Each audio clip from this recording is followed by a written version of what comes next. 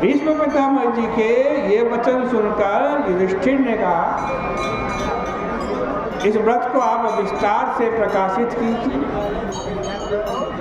मनुष्य लोक में इसको किसने किया? व्रत का आरंभ कैसे हुआ? भीष्म जी कथा सुना रहे। कांची नाम की एक पुरी सर्वत्र विख्यात है। वहाँ रत्नसेन नाम का एक महान पराक्रमी राजा हुआ। जब वो राज्य कर रहा था उस समय उसके राज्य में एक देवस्वामी नाम का विख्यात ब्राह्मण वहाँ रहता था। उसकी पत्नी बड़े अच्छे स्वभाव वाली थी। उसका नाम धनवती था। उसका यह नाम यथार्थ था। वह ऐसी लगती थी जैसे आकार धारण किए हुए साक्षात लक्ष्मी हो। इस पत्नी ने 7 शुभ पुत्रों को उत्पन्न किया। एक रमणीय कन्या भी उत्पन्न थी जिसका नाम गुणवती था। पुत्रों का विवाह कर दिया गया और वे सुखपूर्वक रहने लगे, किंतु कन्या गुणवती कुंवारी थी और अपने लिए योग्य वर की अभिलाषा रखती थी। इसी बीच एक ब्राह्मण भिक्षा मांगने के लिए इनके यहाँ आया। वह अपने तेज के कारण मूर्तिमान अग्नि की तरह प्रदीप्त था। दरवाजे पर आकर के आशीर्वाद दिए। उसे देखकर देव स्वामी की 7 पुत्र वधुएं हड़बड़ा करके उठ खड़ी हुई और प्रत्येक ने उसकी ब्राह्मण की झोली में भिक्षा डाली। ब्राह्मण ने भी उनको कहा, सौभाग्यवती भवा, संपत्तिवान भवा, कभी विधवा मत होना, ऐसा आशीर्वाद। तदनंतर माता ने भिक्षा लेकर गुणवती को भी भेजा। उसने भी ब्राह्मण के चरण को छू करके उसको भिक्षा दान किया।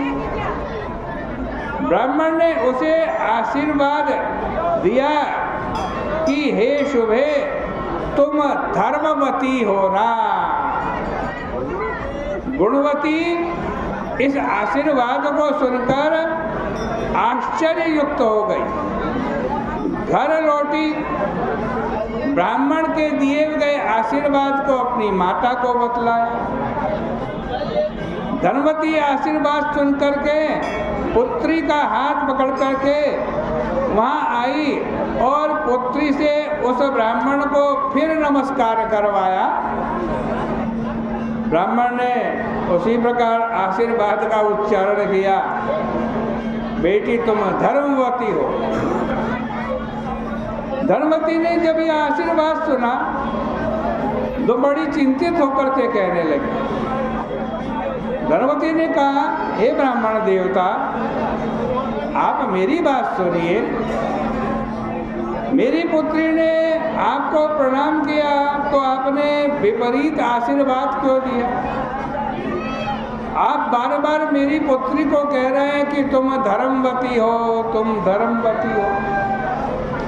मेरी बहुओं ने जब तुम्हें प्रणाम किया तो आपने उनको अविधवा होने का तथा सुख सौभाग्य प्राप्त करने का अच्छे आशीर्वाद दिए, पर लड़की को ऐसा आशीर्वाद आपने क्यों नहीं दिया?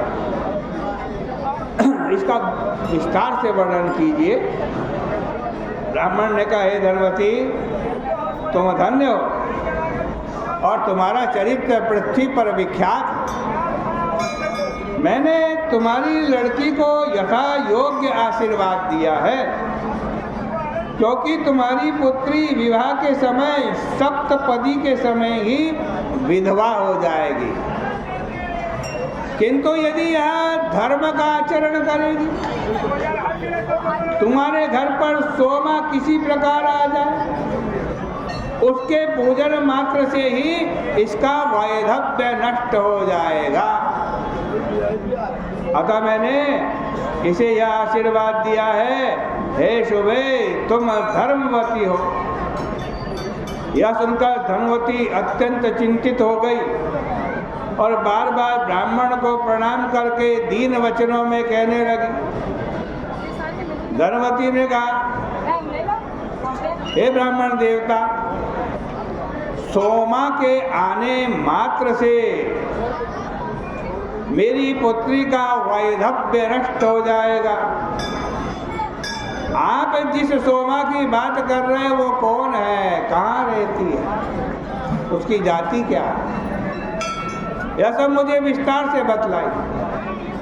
ब्राह्मण ने कहा, वो सोमा जाति की धोबिन है, सिंगल द्वीप में रहती है। यदि वो तुम्हारे घर आ जाए तो इसका वैधव्य नष्ट हो जाएगा। यह कहकर के भिक्षा की प्रतीक्षा में ब्राह्मण अन्यत्र चला गया। धनवती ने अपने सातों पुत्रों को बुलाया और कहा, हे पुत्रों, ये गुणवती मेरी कन्या है और तुम्हारी बहन है। सोमा के आगमन मात्र से इसका वैधव्य नष्ट हो सकता है।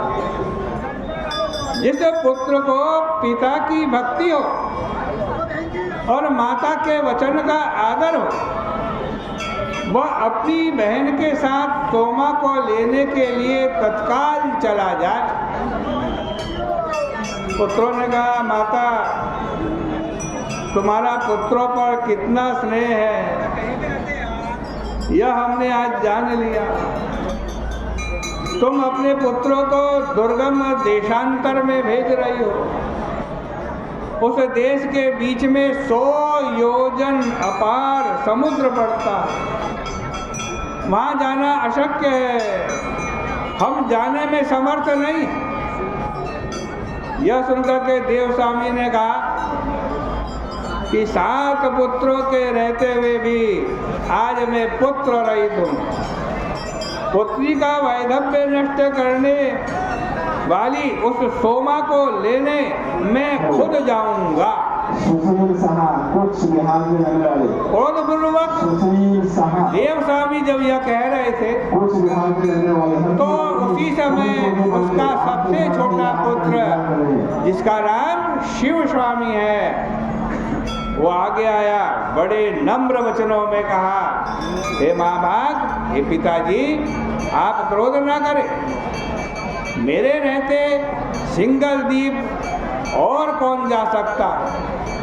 यह कहकर के वो झट से खड़ा हुआ और पिता को सिर से प्रणाम करके बहन सहित सिंगल द्वीप के लिए रवाना हो गए। कुछ दिनों में समुद्र के तट पर पहुंचा और वहाँ समुद्र पार करने का उपाय सोचने लगा।